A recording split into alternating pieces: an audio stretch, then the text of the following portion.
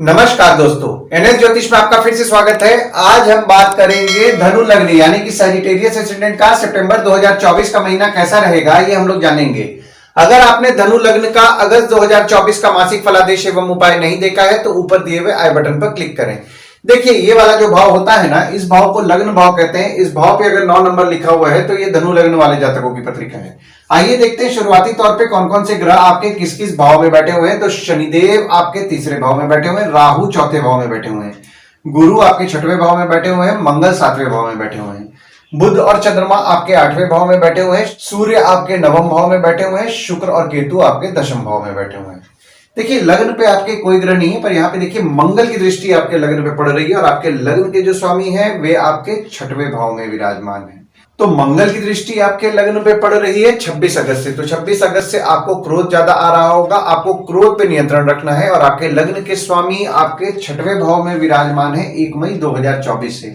शत्रु और कॉम्पिटिटर पे आपका फोकस रहेगा, मामा मौसी पे आपका फोकस रहेगा और आप अपने सेहत को लेकर के चिंतन भी करेंगे। अपने खर्चों के बारे में आप विचार करेंगे। और दूसरे भाव में आपके गुरुदेव की दृष्टि पड़ रही है और मंगल की दृष्टि आपके दूसरे भाव में पड़ रही है और आपके दूसरे भाव के स्वामी आपके तीसरे भाव में विराजमान है। 17 जनवरी 2023 से और 29 मार्च 2025 तक विराजमान रहेंगे। देखिए, दूसरा भाव जो होता है ना, वो होता है आपके वाणी कुटुंब कोष का होता है। गुरु और मंगल दोनों की दृष्टि आपके दूसरे भाव में पड़ रही है। गुरु की दृष्टि पड़ रही है तो यहाँ पे आपके परिवार वालों के साथ आपके संबंध में मजबूती लाएंगे, पर मंगल की दृष्टि पड़ रही है तो आपके परिवार के सदस्य थोड़े एग्रेसिव स्वभाव के हो सकते हैं। उनके एग्रेसिव स्वभाव को थोड़ा अवॉइड करने का प्रयास करें और कटुवाणी बोलने से बचे, क्योंकि यहाँ पे देखिए आपकी वाणी जो है थोड़ी तीखी और कटु हो सकती है। तो कटुवाणी बोलने से बचना है, क्योंकि यहाँ पे आप कुछ ऐसा बोल सकते हैं जिसके कारण विवाद हो जाए। तो आपको आपके वाणी पे नियंत्रण रखना है। सेविंग्स के लिए आपको निश्चित तौर पर शुभ फल गुरुदेव दे रहे हैं। आपका सेविंग्स 1 मई 2024 से हो रहा होगा। हालांकि देखिए, यहाँ पे आपको 4 जून से गुरुदेव का ज्यादा अच्छा फल देखने मिला होगा, तो 4 जून से आप सेविंग निश्चित तौर पर कर पा रहे होंगे। और आपके दूसरे भाव के स्वामी आपके तीसरे भाव में विराजमान है। जैसा कि मैंने आपको बताया, 17 जनवरी 2023 से और 29 मार्च 2025 तक आपके तीसरे भाव में ही विराजमान रहेंगे। और शनिदेव आपके वक्री भी हैं 29 जून से लेकर के 15 नवंबर तक। तो आप आपके पराक्रम से आपके धन की वृद्धि करेंगे और धन के लिए आपका भाग दौड़ भी बढ़ा होगा 17 जनवरी 2023 से। और अगर आपको कोई भाग दौड़ करने को भी मिल रहा है ना, तो आप करिए, उससे आपको निश्चित तौर पर लाभ होगा। तीसरे भाव में आपके शनिदेव विराजमान है और शनि यहाँ अपने राशि में ही बैठे हुए हैं। 17 जनवरी 2023 से और 29 मार्च 2025 तक शनिदेव आपके अपने राशि में ही बैठेंगे। देखिए, तीसरा भाव जो होता है वो होता है आपके स्वयं के पराक्रम, धैर्य, छोटे भाई बहन, पड़ोसी, डेली के प्रवास का होता है। तो तीसरे भाव में आपके शनिदेव विराजमान है, तो आपके पराक्रम को तो निश्चित तौर पर बढ़ा रहे होंगे 17 जनवरी 2023 से। आपके छोटे भाई बहन, पड़ोसी के साथ आपके संबंध में मजबूती भी ला रहे होंगे और आपके छोटे भाई बहन के भी पराक्रम को शनिदेव बढ़ा रहे हैं। चौथे भाव में आपके राहु विराजमान है और आपके चौथे भाव के स्वामी आपके 6वें भाव में विराजमान है। देखिए, चौथा भाव जो होता है ना, वो होता है आपके सुख, माता, घर, वाहन का होता है। तो चौथे भाव में आपके राहु विराजमान हो गए 30 अक्टूबर 2023 से। तो 30 अक्टूबर 2023 से आपकी माता की स्वास्थ्य का थोड़ा आप ध्यान दें। माता की स्वास्थ्य थोड़ी बहुत बिगड़ सकती है। और आपके चौथे भाव के स्वामी आपके 6वें भाव में विराजमान है 1 मई 2024 से और 14 मई 2025 तक आपके 6वें भाव में ही विराजमान रहेंगे। तो आपके शत्रु तो निश्चित तौर पर बढ़े होंगे 1 मई 2024 से, पर यहाँ पे आपके शत्रु से भी आपको कुछ ना कुछ फायदा हो जा रहा है और आपके शत्रु का आपको सुख भी किसी न किसी कारण से मिल रहा है। मामा मौसी का आपको सुख निश्चित तौर पर मिल रहा है, पर यहाँ पे मामा मौसी से मतभेद होने की संभावनाएं बन रही हैं। एसिडिटी से संबंधित परेशानियां आपको 1 मई 2024 से 14 मई 2025 तक हो सकती है, तो इस चीज का आपको ध्यान देना है। 5वें भाव में आपके कोई ग्रह नहीं है, पर यहाँ पे देखिए 5वें भाव में शनिदेव की दृष्टि पड़ रही है और आपके 5वें भाव के स्वामी आपके 7वें भाव में विराजमान होकर केंद्र त्रिकोण राजयोग का निर्माण कर रहे हैं। देखिए, 5वां भाव जो होता है ना, वो होता है आपके संतति, प्रेम, पढ़ाई, साधना का होता है। अभी थोड़ा पीछे जाते हैं। 17 जनवरी 2023 से शनिदेव की नीच की दृष्टि आपके 5वें भाव में पड़ने लगी। तो 5वें भाव में शनिदेव की नीच की दृष्टि पड़ने लगी, तो जो स्टूडेंट्स हैं उनके पढ़ाई में उनको अड़चनों का सामना करना पड़ रहा होगा। आपके बच्चे हो गए, आपके प्रेमी या प्रेमिका यानी कि आपके प्रेम संबंध किसी के साथ चल रहे हैं, उनसे मनमुटाव होने के योग बन रहे हैं 17 जनवरी 2023 से। तो मनमुटाव से बचें। जो भी लोग एजुकेशन से संबंधित काम करते हैं, जैसे कि ट्रेनिंग इंस्टीट्यूट चला रहे हैं, कोचिंग इंस्टीट्यूट चला रहे हैं, टीचर हैं, प्रोफेसर हैं, या कोई भी एजुकेशन संबंधित काम कर रहे हैं, ट्यूशन भी पढ़ा रहे हैं, तो यहाँ पे उनके काम में थोड़ी बहुत अड़चनों का उनको सामना करना पड़ रहा होगा 17 जनवरी 2023 से। पर यहाँ पे देखिए एक चीज अच्छा हो गया, आपके 5वें भाव के स्वामी आपके 7वें भाव में 26 अगस्त से विराजमान हो गए। तो 26 अगस्त से आपके पत्रिका में मंगल द्वारा केंद्र त्रिकोण राजयोग का निर्माण हो गया। देखिए यहाँ पे मनमुटाव होने की संभावनाएं बन रही हैं, पर यहाँ पे अगर आप समझदारी से चीजों को हैंडल कर रहे हैं और अपना प्रेम विवाह से संबंधित बात बढ़ाना चाह रहे हैं, तो आपके लिए फेवरेबल समय 26 अगस्त से लेकर के पूरे सितंबर के महीना में है। हालांकि ये समय आपके लिए तब ज्यादा फलदायी रहेगा जब आपके पत्रिका में भी प्रेम विवाह के योग होंगे।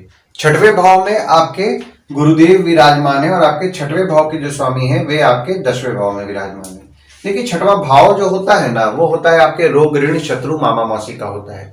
6वें भाव में जैसा कि मैंने आपको बताया, गुरुदेव आपके 6वें भाव में 1 मई 2024 से विराजमान हो गए और 14 मई 2025 तक आपके 6वें भाव में ही विराजमान रहेंगे। तो 1 मई 2024 से आपके शत्रु या कॉम्पिटिटर बढ़े होंगे। अनवांटेड कर्जा लेने से बचें। कोई भी लोन लेने के पहले आप 10 बार सोचें। कोशिश कीजिए खुद के खर्चे से ही खर्च निकालने का, क्योंकि अनवांटेड लोन लेना अभी आपके लिए सही नहीं रह सकता है। और आपके 6वें भाव के स्वामी आपके 10वें भाव में विराजमान है 25 अगस्त से लेकर के 17 सितंबर तक। तो 25 अगस्त से 17 सितंबर तक बॉस और पिता से कोई भी बात कर रहे हैं तो थोड़ा सोच समझ करके करें, क्योंकि वे आपके बात के नेगेटिव वे में ले सकते हैं। आपको आपके विरोधी के साथ काम करना पड़ सकता है और काम में छोटा मोटा स्ट्रगल भी आपके हो सकता है। पर जो भी लोग सिक्योरिटी सप्लाई, बैंक रिकवरी से संबंधित काम कर रहे हैं, मेडिकल फील्ड से संबंधित काम कर रहे हैं, जैसे कि डॉक्टर हैं या फिर आपका फार्मासिस्ट है या मेडिकल इक्विपमेंट का बिजनेस कर रहे हैं या कोई भी बीमारी से संबंधित अगर काम कर रहे हैं, तो उनका काम अच्छा चलेगा। हालांकि यहाँ पे आपके पिता की स्वास्थ्य भी थोड़ी बहुत बिगड़ सकती है, तो पिता की स्वास्थ्य का आपको विशेष तौर पर ध्यान देना है। और जब आपके 6वें भाव के स्वामी आपके 11वें भाव में 18 सितंबर से विराजमान होंगे, तो 18 सितंबर से यहाँ पे देखिए, एक तो शुक्र अपने राशि में ही विराजमान हो रहे हैं, तो बहुत ही शुभ योग का निर्माण हो रहा है। पर आपके 6वें भाव के भी स्वामी है, तो जो भी लोग, जैसा कि मैंने आपको बताया, सिक्योरिटी सप्लाई, बैंक रिकवरी संबंधित काम कर रहे हैं, मेडिकल फील्ड से संबंधित काम कर रहे हैं, उनके लाभ के योग बन रहे हैं 18 सितंबर से। 7वें भाव में आपके मंगल विराजमान है और आपके 7वें भाव के स्वामी आपके 8वें भाव में विराजमान है। देखिए 7वां भाव जो होता है ना, वो होता है आपके स्पाउस, भागीदार का होता है। 7वें भाव में आपके मंगल विराजमान हुए 26 अगस्त से, और मंगल आपके 12वें भाव के स्वामी हैं और आपके 5वें भाव के स्वामी हैं, जो कि आपके 7वें भाव में 26 अगस्त से विराजमान हो रहे हैं। देखिए 5वें भाव के स्वामी 7वें भाव में विराजमान हो रहे हैं। जैसा कि मैंने आपको बताया, मंगल द्वारा आपके पत्रिका में केंद्र त्रिकोण राजयोग का निर्माण हो रहा है। पर आपके 12वें भाव के भी स्वामी है मंगल, तो आपकी स्पाउस को लेकर के आपका कुछ ना कुछ खर्च बढ़ेगा 26 अगस्त से।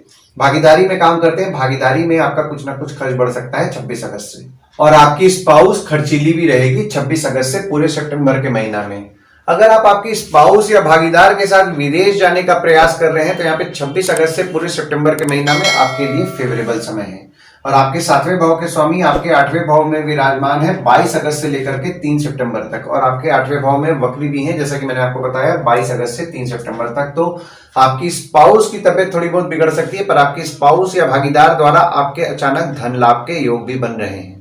8वें भाव में आपके बुध विराजमान है और बुध वक्री हैं 22 अगस्त से लेकर के 3 सितंबर तक, और चंद्रमा अपने राशि में ही बैठ करके विपरीत राजयोग का निर्माण कर रहे हैं। देखिए 8वां भाव जो होता है ना, वो होता है आपके आयु, जीवन, मृत्यु, अचानक धन लाभ, ससुराल का होता है। तो 8वें भाव में आपके बुध जो विराजमान हो रहे हैं, वे आपके 7वें भाव के स्वामी है और आपके 10वें भाव के स्वामी हैं, जो कि आपके 8वें भाव में विराजमान हो रहे हैं 22 अगस्त से लेकर के 3 सितंबर तक।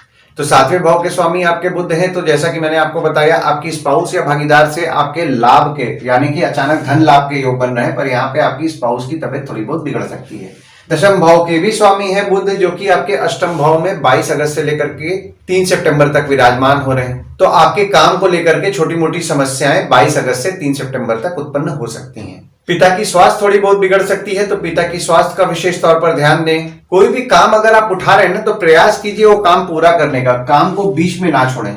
पर जो भी लोग जमीन से नीचे से संबंधित काम कर रहे हैं ना, उनका काम अच्छा चलेगा। और चंद्रमा आपके 8वें भाव में विराजमान हो रहे हैं 1, 27, 28 और 29 तारीख को। तो देखिए यहाँ पे चंद्रमा द्वारा विपरीत राजयोग का तो निर्माण हो रहा है, पर यहाँ पे आपको छोटा मोटा चोट पाट लग सकता है। नदी, समुद्र, तालाब या कोई भी पानी से जगह, जैसे कि स्विमिंग पूल भी हो गया, वहां जाने से आप बचें, खासकर 1, 27, 28 और 29 तारीख को। आपके ससुराल वालों की थोड़ी बहुत तबियत बिगड़ सकती है 1, 27, 28 और 29 तारीख को। और आपके अचानक धन लाभ के भी योग बन रहे हैं 1, 27, 28 और 29 तारीख को। नवम भाव में आपके सूर्य विराजमान है और सूर्य यहाँ अपने राशि में ही बैठे हुए हैं 16 अगस्त से लेकर के 15 सितंबर तक, और बुध 4 सितंबर से विराजमान हो रहे हैं और शनिदेव की दृष्टि आपके नवम भाव में पड़ रही है। देखिए, नवम भाव जो होता है ना, वो होता है आपके भाग्य, धर्म, जीजा, साली, साला, छोटे भाई के स्पाउस का होता है। तो अभी थोड़ा पीछे जाते हैं। 17 जनवरी 2023 से शनिदेव की दृष्टि आपके नवम भाव में पड़ने लगी। हालांकि गुरुदेव की दृष्टि भी आपके नवम भाव में पड़ रही थी 30 अप्रैल 2024 तक। तो 1 मई 2024 से आप ये नोटिस किए होंगे कि जैसा भाग्य आपका साथ दे रहा था वैसा साथ आपका नहीं दे रहा है। भाग्य में थोड़ी बहुत अड़चनों का आपको सामना करना पड़ रहा है। पर यहाँ पे देखिए, एक चीज अच्छा हो गया, सूर्यदेव आपके विराजमान हो गए और अपने राशि में ही विराजमान हो गए 16 अगस्त से लेकर के 15 सितंबर तक। तो 16 अगस्त से 15 सितंबर तक अगर आप पूजा कर रहे हैं तो पूजा आपके लिए फलदायी रहेगी। ऐसे तो पूजा हमेशा ही फलदायी रहती है, पर ये स्पेसिफिक समय जो मैं आपको बता रहा हूँ ना, 16 अगस्त से लेकर के 15 सितंबर तक पूजा जरूर करें। पूजा आपके लिए फलदायी रहेगी और आपका भाग्य जो कम साथ दे रहा था उसमें भी आपको सुधार देखने मिलेगा और आपका भाग्य साथ देगा और आप स्पिरिचुअल भी रहेंगे। और बुध आपके नवम भाव में 4 सितंबर से विराजमान होंगे और बुध आपके 7वें भाव के स्वामी हैं और आपके दशम भाव के स्वामी हैं, जो कि आपके नवम भाव में 4 सितंबर से विराजमान हो रहे हैं। तो 4 सितंबर से आपकी स्पाउस आपके लिए भाग्यशाली रहेंगी। भागीदारी में काम कर रहे हैं, भागीदार आपके लिए भाग्यशाली रहेंगे। अगर आपको कोई काम में कोई सलाह की जरूरत है तो आपकी स्पाउस की अगर आप सलाह ले रहे हैं, आपके भागीदार के अगर आप सलाह ले रहे हैं तो आपके लिए फायदेमंद रहेगा।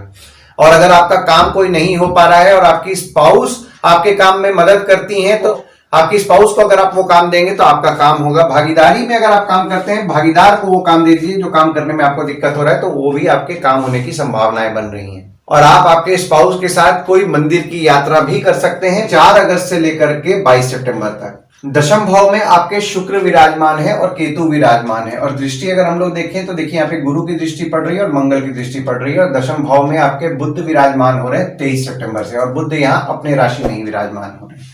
और सूर्य 16 सितंबर से आपके दशम भाव में विराजमान होंगे। देखिए, दशम भाव जो होता है ना, वो होता है आपके बॉस, पिता, काम, ऑफिस का होता है। दशम भाव में आपके गुरु की दृष्टि पड़ रही है 1 मई 2024 से। हालांकि देखिए, जैसा कि मैंने आपको बताया, आपको गुरुदेव का फल 4 जून से ज्यादा देखने मिलेगा। तो यहाँ पे आपके काम बढ़ने की संभावनाएं 4 जून से बन रही हैं। और मंगल की दृष्टि भी आपके दशम भाव में पड़ रही है 26 अगस्त से। देखिए, काम को लेकर के आप एग्रेसिव रहेंगे, पर यहाँ पे आपके बॉस और पिता को भी क्रोध ज्यादा आएगा। क्रोध पे नियंत्रण रखना है, क्योंकि यहाँ पे देखिए, आपको भी क्रोध ज्यादा आएगा, आपके पिता को भी क्रोध ज्यादा आएगा। तो यहाँ पे बॉस और पिता के साथ विवाद के योग बन रहे हैं, विवाद से आपको बचना है। हालांकि देखिए, गुरु की दृष्टि आपके दशम भाव में पड़ रही है, तो आपके बॉस और पिता के साथ आपके संबंध में मजबूती आएगा। और केतु भी आपके दशम भाव में विराजमान है, तो यहाँ पे 30 अक्टूबर से आपके बॉस और पिता को आपको प्रेरित करने में थोड़ा दिक्कतों का सामना करना पड़ रहा होगा। वे बोलेंगे कुछ, करेंगे कुछ। पर यहाँ पे देखिए, सूर्य आपके विराजमान हो रहे हैं 16 अगस्त से। तो 16 अगस्त से बॉस और पिता आपके लिए लकी रहेंगे, यानी कि आपके फेवर में बॉस और पिता रहने वाले हैं 16 अगस्त से। और अगर आप काम में मेहनत करेंगे तो आपका भाग्य भी आपका निश्चित तौर पर साथ देगा। तो यहाँ पे 16 अगस्त से आप काम पे मेहनत कीजिए। अगर आप मेहनत नहीं करेंगे तो आपका भाग्य आपका नहीं साथ देगा और काम करते करते आप में रिलीजियसनेस भी बढ़ेगा। और बुध 23 सितंबर से अपने राशि में ही विराजमान हो रहे हैं, तो यहाँ पे आप काम को लेकर के वर्कोहॉलिक रहेंगे और काम में आप मेहनत भी करेंगे। 11वें भाव में आपके शुक्र 18 सितंबर से विराजमान होंगे और शुक्र यहाँ अपने राशि में ही विराजमान हो रहे हैं। देखिए, 11वां भाव जो होता है ना, वो होता है आपके आय, यानी कि इनकम, दोस्त, पहचान के लोग, कम्युनिकेशन, बड़े भाई बहन का होता है। तो 11वें भाव में आपके शुक्र 18 सितंबर से विराजमान हो रहे हैं। जैसा कि मैंने आपको बताया, शुक्र आपके 6वें भाव के भी स्वामी हैं और आपके 11वें भाव के भी स्वामी हैं, जो कि 11वें भाव में विराजमान हो रहे हैं। देखिए, यहाँ पे 18 सितंबर से शुक्र द्वारा आपके पत्रिका में बहुत ही शुभ योग का निर्माण हो रहा है। दोस्त, पहचान के लोग, कम्युनिकेशन से आपको लाभ निश्चित तौर पर 18 सितंबर से होने वाला है। 12वें भाव में आपके कोई ग्रह नहीं है, पर यहाँ पे देखिए, शनिदेव की दृष्टि पड़ रही है और गुरु की दृष्टि आपके 12वें भाव में पड़ रही है और आपके 12वें भाव के स्वामी आपके 7वें भाव में विराजमान है। देखिए, 12वां भाव जो होता है ना, वो होता है आपके खर्च, जेल, फॉरेन, हॉस्पिटल, मोक्ष का होता है। 12वें भाव में आपके शनिदेव और गुरु दोनों की दृष्टि पड़ रही है। तो यहाँ पे देखिए, आपके खर्चों पे नियंत्रण रखने का आप प्रयास कर रहे हैं, पर आपके खर्चे बढ़ रहे हैं। खर्चों पे कंट्रोल रखने का प्रयास करें। और आपके 12वें भाव के स्वामी आपके 7वें भाव में विराजमान है 26 अगस्त से लेकर के पूरे सितंबर के महीना में। तो 26 अगस्त से पूरे सितंबर के महीना में आपकी स्पाउस थोड़ी खर्चीली हो सकती है। आपकी स्पाउस और आपके भागीदार पे कुछ ना कुछ आपका खर्च बढ़ सकता है। और जैसा कि मैंने आपको बताया, विदेश जाने में भी आपको थोड़ी बहुत अड़चनों का सामना करना पड़ रहा था 30 अप्रैल 2024 तक। पर यहाँ पे देखिए, अब गुरुदेव की दृष्टि भी आपके 12वें भाव में पड़ रही है। तो जो भी लोग विदेश जाने का प्रयास कर रहे हैं उनके लिए फेवरेबल समय है। अगर आप भागीदार के साथ विदेश जाने का प्रयास कर रहे हैं, आपकी स्पाउस के साथ विदेश जाने का प्रयास कर रहे हैं, तो भी आपके लिए 26 अगस्त से लेकर के पूरे सितंबर के महीना में फेवरेबल समय रहेगा। आप विदेश जाने का प्रयास बढ़ाएं। जो लोग विदेश संबंधित काम करते हैं उनके काम में भी उनको अड़चनों का सामना करना पड़ रहा था 30 अप्रैल 2024 तक। पर यहाँ पे 1 मई 2024 से उनके काम में भी उनको सुधार देखने के लिए मिला होगा। पर यहाँ पे हॉस्पिटल दवाई संबंधित आपका कुछ ना कुछ खर्च बढ़ सकता है 1 मई 2024 से। आइए गुड डेट्स और बैड डेट्स के बारे में जान लेते हैं। तो गुड डेट्स वो डेट्स हो जाते हैं जिस दिन अगर आप कोई नया काम शुरू करना चाह रहे हैं, कोई कंपनी में आपके एग्रीमेंट हो रहा है, कोई कंपनी में आपके ज्वाइनिंग हो रहा है, या फिर अगर आप कहीं बाहर जाने का प्लान कर रहे हैं, कोई भी अच्छा काम करना चाह रहे हैं, तो इस डेट्स को आप कंसिडर कर सकते हैं। तो डेट्स हो जाते हैं 4 से 6 तारीख, 22 तारीख और 23 तारीख। वहीं बैड डेट्स में अगर आप कहीं बाहर जाने का प्लान कर रहे हैं, कोई कंपनी में आपके एग्रीमेंट हो रहा है, कोई कंपनी में आपकी ज्वाइनिंग हो रहा है, या फिर अगर आप कोई नया सामान खरीदना चाह रहे हैं, कोई भी अच्छा काम करना चाह रहे हैं, तो आप इस डेट्स को अवॉइड करें। तो डेट्स हो जाते हैं 12 तारीख, 13 तारीख, 15 तारीख, 16 तारीख, 19 से 21 तारीख। इस डेट्स को आप कहीं लिख के रख लीजिए ताकि आपके ध्यान में रहे। और उपाय में आपको शनिवार के दिन शनिदेव को तेल नियम पूर्वक चढ़ाना है। शनिदेव को तेल चढ़ाते समय ओम शं शनिश्चराय नमः का जाप करते हुए तेल चढ़ाएं। पीपल के पेड़ के नीचे दिया जलाएं और उसकी 7 बार परिक्रमा करें। और सूर्य को जल चढ़ाएं और जल चढ़ाते समय ओम ह्रीम सूर्याय नमः का जाप करें। और अगर आप विष्णु रामकृष्ण की उपासना कर रहे हैं इस महीने में, तो आपको अच्छा लाभ होगा। और बुधवार के दिन प्रयास करें विष्णु रामकृष्ण के मंदिर जाएं। आशा करता हूं इस वीडियो में दी हुई जानकारी आपको पसंद आई होगी। अगर आप हमें YouTube पे देख रहे हो और ये वीडियो आपको पसंद आया हो तो इस वीडियो को लाइक कीजिए, चैनल को सब्सक्राइब कीजिए, नोटिफिकेशन बेल जरूर दबाइए। और अगर आप हमें Facebook पेज पे देख रहे हैं तो Facebook पेज को लाइक कीजिए और फॉलो कीजिए। धन्यवाद दोस्तों, कल फिर मिलेंगे एक नए वीडियो के साथ।